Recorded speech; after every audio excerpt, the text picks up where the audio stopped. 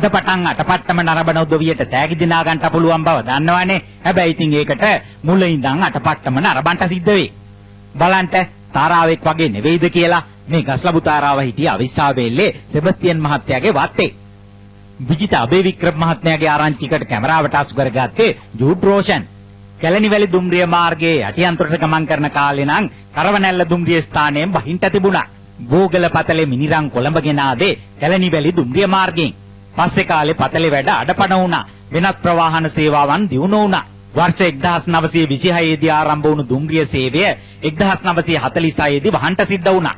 මාගම්මන පාසල ආරම්භ වුණේ වසා දැමුණු කරවනැල්ල දුම්රිය ස්ථානයේ. ඒ වර්ෂ 1959 දී කරවනැල්ල ස්ටේෂම ටිකට් දෙන රුවන්වැල්ල කන්තෝරුව ලියුම් දෙන කොටියා කුඹුර ස්ටෝරුව බඩු කිරණ මාබෝගල පතලයි මා වැඩ කරන ඒ දුම්රිය පොලේ ටිකට් දෙන කවුළුවට උඩින් ලියලා තිබුණු කවියක් නේ. දුම්රිය පොලේ තරප්පු පෙළ එහෙමමයි. උඩ තියෙන්නේ පන්ති කාමරය. දුම්රිය ස්ථානාධිපති කාමරය අද විදුහල්පති කාමරය. දුම්රිය පෙට්ටියක පුස්තකාලයක්. සමහරුන්ට හරි පුදුම ඉස්කෝලේ මතක් වෙන්න ඇති නේද? මාගම්මන කනිෂ්ඨ විද්‍යාලයේ දිනු කරන්නට වයි.ජී. පද්මසිරි පාර්ලිමේන්තු මන්ත්‍රීතුමත් සබරගමුව පළාත් සභාවත් දුම්රිය දෙපාර්තමේන්තුවත් තව බොහෝ දෙනෙකුත් දායක වෙලා තියෙනවා. හරි පුදුම ඉස්කෝලයක් නේද? අපට කිව්වේ ජී අධිකාරිය ආරච්චි. 1926 දී ආරම්භ වෙච්ච කැලණිවැලි දුම්රිය මාර්ගයේ දා යටියන්තොට දක්වාම අවසාන නැවතුම් පොළ තිබුණේ. ඊට පෙර ආතුව හම්බෙන මේ කරවනැල්ල ස්ටේෂන් හැටියටයි මේ ස්ථානෙ එදා මේ හැඳුන්වුවේ. මේ දුම්රිය මාර්ගයේ 1946 දී වැහුවයි කියන එක තමයි මේ අපේ වාර්තාවල සඳහන් වෙන්නේ. ඒත් ඊට පසුව මේක වහලා තිබුණා මේ ගොඩනැගිලි. ගමේ මිනිස්සුන්ට පදිංචිය වෙනස් කරන්න සිද්ධ වුණා. මේ ප්‍රදේශයේ පොළොව යට තියෙන්නේ ගල් අඟුරු ආකාර.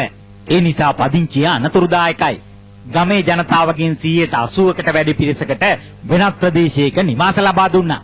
ඒ වුණාට ගමේ පල්ලිය දාලා යන්නේ කොහොමද? ඒ නිසා ගමේ කට්ටිය පල්ලිය අතරයි යනවා. අවුරුදු 700කට වඩා පැරණි පල්ලියක් කියනවනේ. පල්ලි ගොඩනැගිලි බර ටොන් 1000කට වැඩි. සතපුම් 7මාරකට වැඩි දුර යන්න ඕනේ. ගොළුබෙලි ගමනින් යන්නේ පරෙසමට.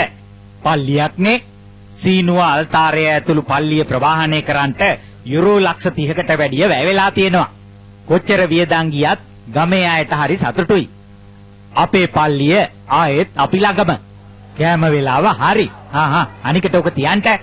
උසුඹ නම් එනවා. අනේ මන් දන්නේ හැමදාම මේ ටික. දැන් ඉතින් හෝටලේ මාරු කරන්නටයි සිද්ධ වෙන්නේ නේද ඈ? මටත් මෙහෙන් කාලා එපා වෙලා මෙයා.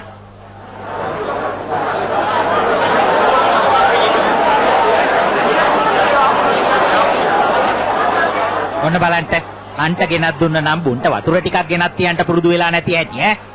ඔන්න ඔහෙ කාලා දාමු මෙයා. කට පිහ ගත්තට අත හොදන්න දෙයක් නැහැ. කන්නේ ඇඳි ගෑරුප්පු වලින්නේ. කෑම වැඩි සරු පාටක් නැහැ. එළුළු ලොරි ඇවිල්ලා නැහැ කියනවනේ. අනේ මන් දන්නේ මේ කොහෙන් හරි කෙලවර වෙන්න එපාය. කල්පනා කර කර ඉන්න දෙයක් නැහැ. කාලා දාමුවනේ. දෑත කියන්නේ එළියට දාපු මොලේ කියනවනේ. මොලේ තියෙන්නේ ඔළුවේ කියනවනේ. ඔළුව කාගේද දෑත කාගේද කියලා බලන්නකෝ. ඕක ඉතින් අපි අමුතුවෙන් කියන්න දෙයක් නැහැ. ඕන කෙනෙකුට හිතා ගන්න පුළුවන්.